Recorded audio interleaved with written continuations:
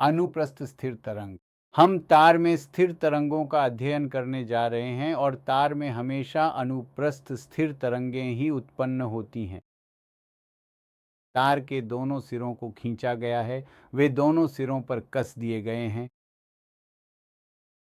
विस्तार में जाने से पहले आपको यह जानना चाहिए कि रैखिक घनत्व क्या होता है, क्योंकि अनुप्रस्थ तरंगों की चाल इस संबंध से दी जाती है, v बराबर वर्गमूल Tm, जिसमें m को रैखिक घनत्व कहा जाता है, यानी इकाई लंबाई पर द्रव्यमान। तार का इकाई लंबाई पर द्रव्यमान h आयतन x, घनत्व मई लंबाई, आयतन को क्षेत्रफल x लंबाई x d डा l के रूप में लिखा जा सकता है। तो आपको याद रखना चाहिए कि यह रैखिक घनत्व क्षेत्रफल x d के बराबर भी होता है, या आप कह सकते हैं PR2XD। इसे ही हम कहते हैं रैखिक घनत्व। इस संबंध का उपयोग करते समय आपको इस रैखिक घनत्व के बारे में पता होना चाहिए। फिर यदि आप तार के दोनों सिरों को स्थिर करने की कोशिश कर रहे हैं, तो जाहिर है कि दोनों सिरों पर नोड होंगे।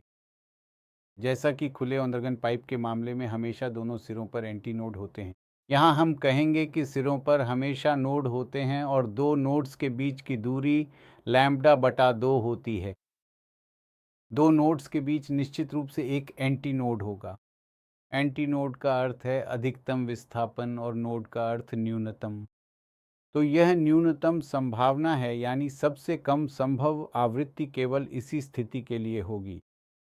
यहाँ आप जानते हैं कि लंबाई λ1/2 होगी, इस तरह λ1 हो जाता है 2L, और आवृत्ति होगी v/λ1 यानी 2L।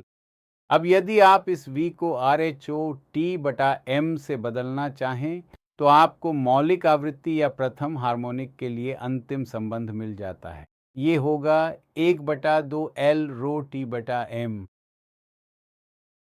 चूंकि इसे खुले ऑर्गन पाइप से काफ़ी स्पष्ट रूप से तुलना की जा सकती है, अगली आवृत्ति जो आपको मिलने वाली है 2N1 यानी दूसरी हार्मोनिक।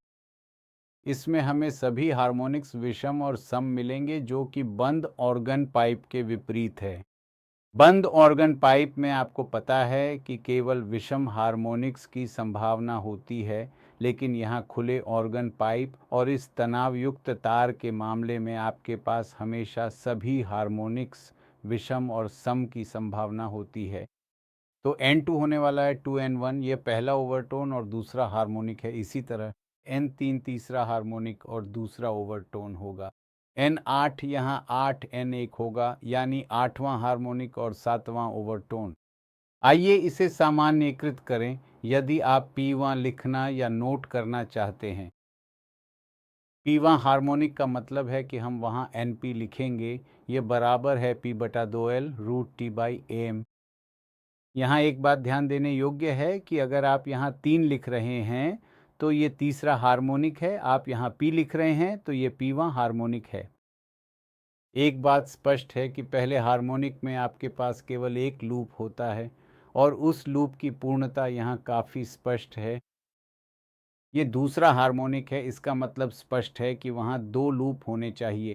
तो लूप्स की संख्या स्पष्ट रूप से यह दर्शा रही है कि या उत्पन्न होने वाले हार्मोनिक्स का क्रमांक क्या है। फिर संख्यात्मक समस्याओं में कई प्रकार के बदलाव होते हैं, क्योंकि यह m को द्रव्यमान प्रति इकाई लंबाई के रूप में लिखा जा सकता है, इसे a गुणा d के रूप में भी लिखा जा सकता है, फिर इसे p वर्ग d के रूप में भी लिखा जा सकता है। चूंकि इसे कई तरीकों से लिखा जा सकता है, हमारे पास संख्यात्मक समस्याओं की कई संभावनाएं हैं और वे घुमावदार भी होती हैं।